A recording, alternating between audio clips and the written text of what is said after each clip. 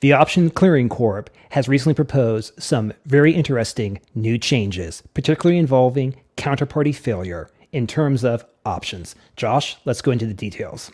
Yeah. Basically, there was just a new article that came out, and it is signifying a lot of smoke. They are basically saying what happens if there's an entity who fails, but if there's a bunch of contagion and this spreads throughout the options. For example, let's say GME absolutely blows up, and all these people are obliged to close their positions, but it goes past the OCC's limit of whatever billions of dollars that they have in their account. They're basically saying that it will be backstopped by the Fed. And this is what they're saying in this article that just came out January 6th.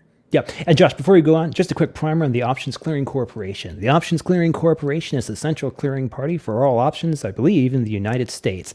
Just say a fancy way, the OCC, what FDIC is for your commercial bank, what NCUA is for your credit union, in a strange sense. If you don't know what any of that stuff is, let's say you buy an option. Let's say me and Justin, I buy an option, Justin sells an option.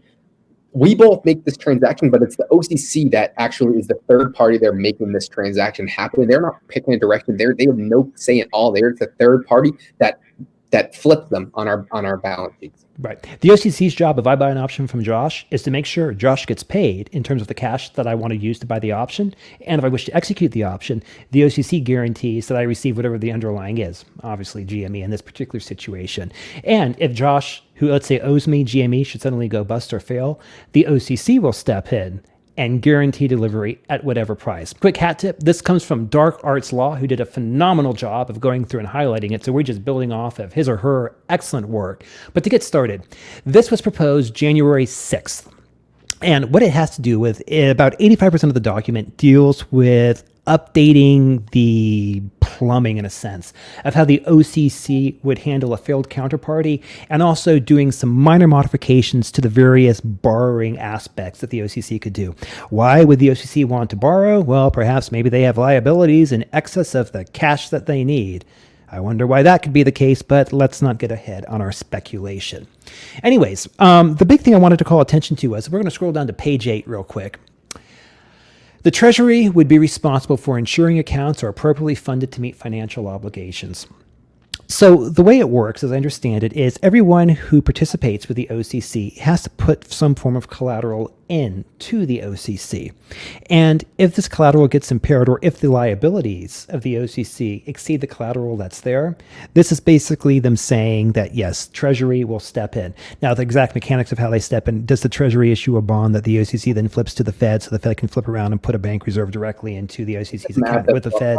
The same way QE's done. Just like, it's just jargon. They're saying that the Fed will backstop them. And we know this from Joseph Wang, who actually worked at the Fed, who said, all these clearing corps have accounts with the Fed, and it would be in the public's interest that he said that they would backstop it if they were to ever go bust. Yeah.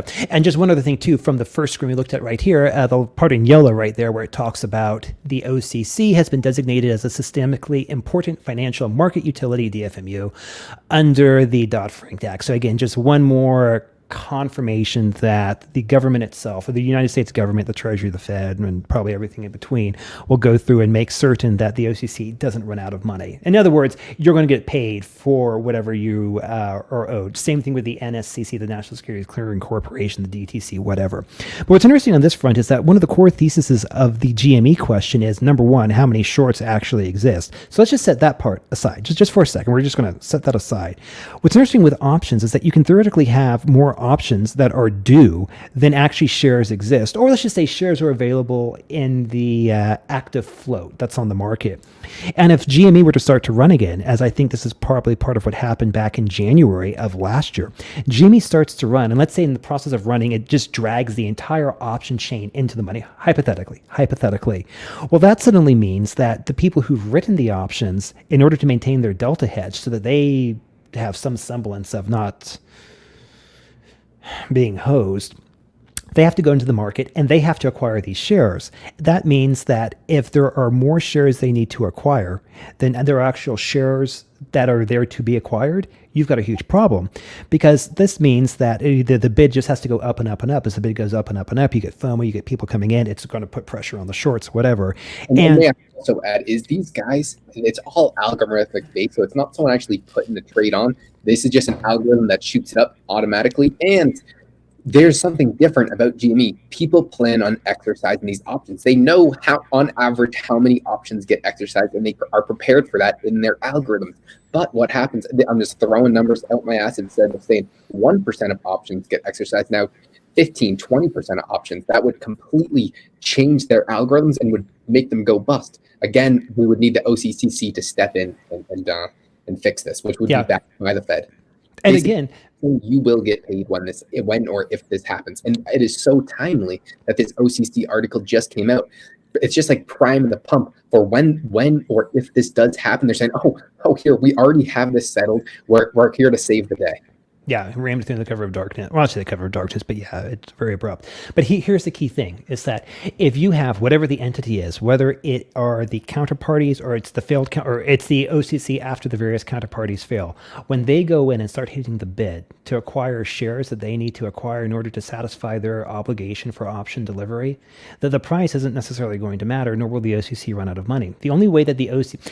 Gammon makes the argument the only thing that can constrain a fiat system, or the current system, is that banks have to be constrained by collateral that they cannot themselves issue. This is kind of the same situation, because the Fed, even the Fed with all its power, they cannot issue shares of GME.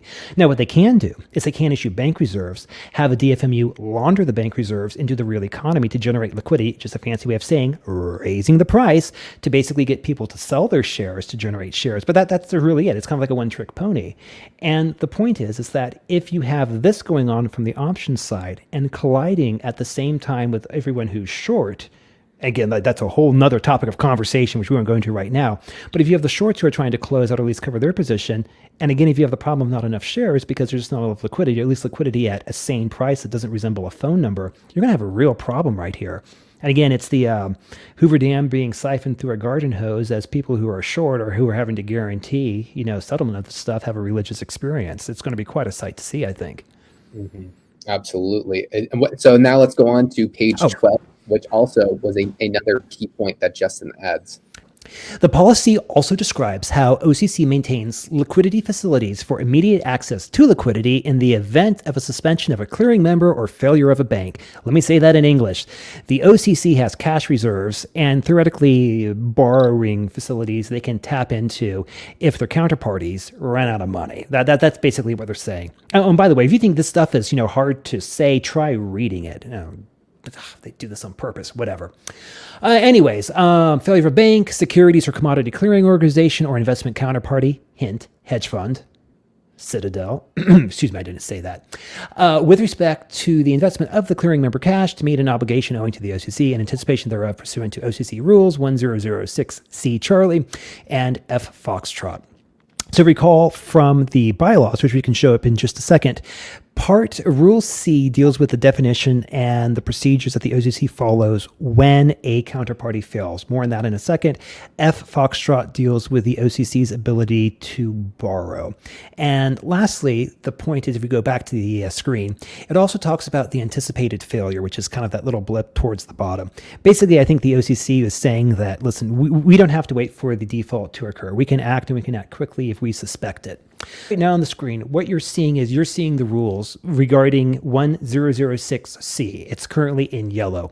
Bank or clearing organization failures. If any bank or securities commodity clearing organization shall fail to perform any obligation to the corporation, the OCC, blah, blah, blah, blah, blah, and the corporation shall sustain a loss, the corporation may, in its discretion, reimburse itself for such a loss from the clearing fund to the amount of any such, the amount of any such reimbursement shall be charged proportionally against all clearing members' contributions to the clearing fund. Just a fancy way of saying this is the actual legalese that talks about how the OCC, in their role of guaranteeing the delivery and the execution of options has the ability to essentially do a margin call. Like that is the language on that front, and that's what this document does a lot of going through to kind of build out and do some changes to it. The second part is, if we scroll back down and take another look at it right here, this is part F, because remember I said there's two parts, C and F. F deals with borrowings, and basically what it's saying right here is that if the OCC deems it necessary or advisable to borrow or otherwise obtain funds in order to meet obligations arising out of the default or suspensions or anticipation of potential default or suspension, blah, blah, blah, blah, blah, the OCC can basically borrow money.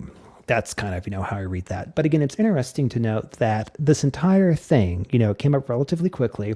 There's a relatively short public comment period, and virtually 85% of the document right here, if you want to go back to that, this right here, which is what was marked up so well, but not by us.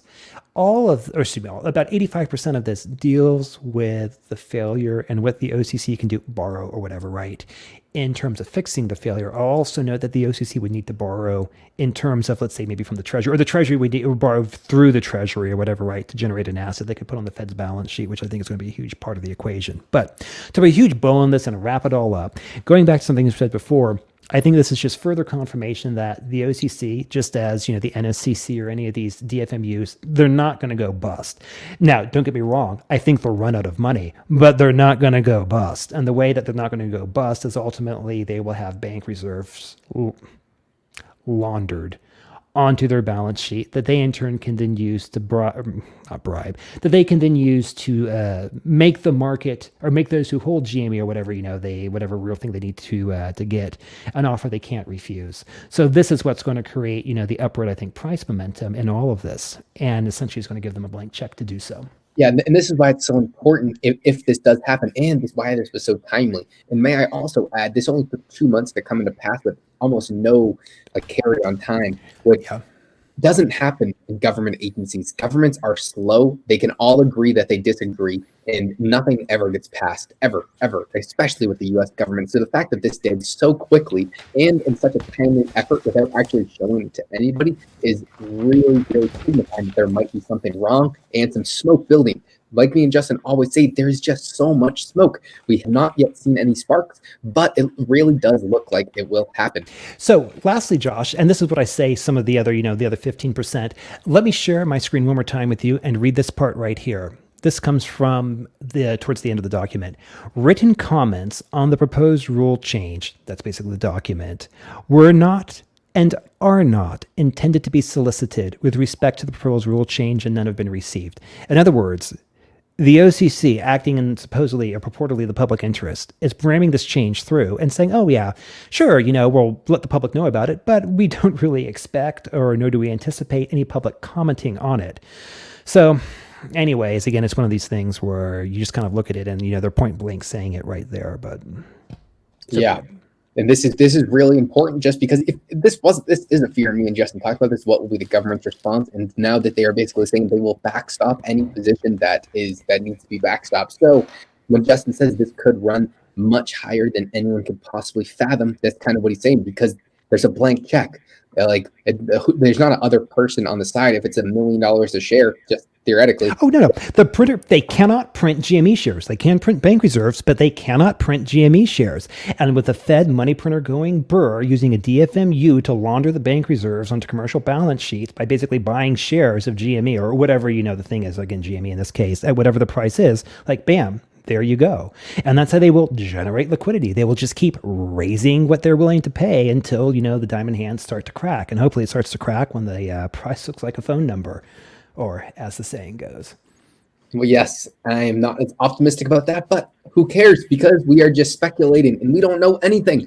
We are just two dumb rubletons trying to interpret some data, which is probably incorrect. And I would not, me and Justin were saying, if people are taking their data from us, then they should probably start to rethink a few things, because we know very little, especially myself. So thank you for watching. If you did retain any value at all, do not be afraid to like this, because we just want to spread the word and show people what is potentially happening. And until next time, my friends.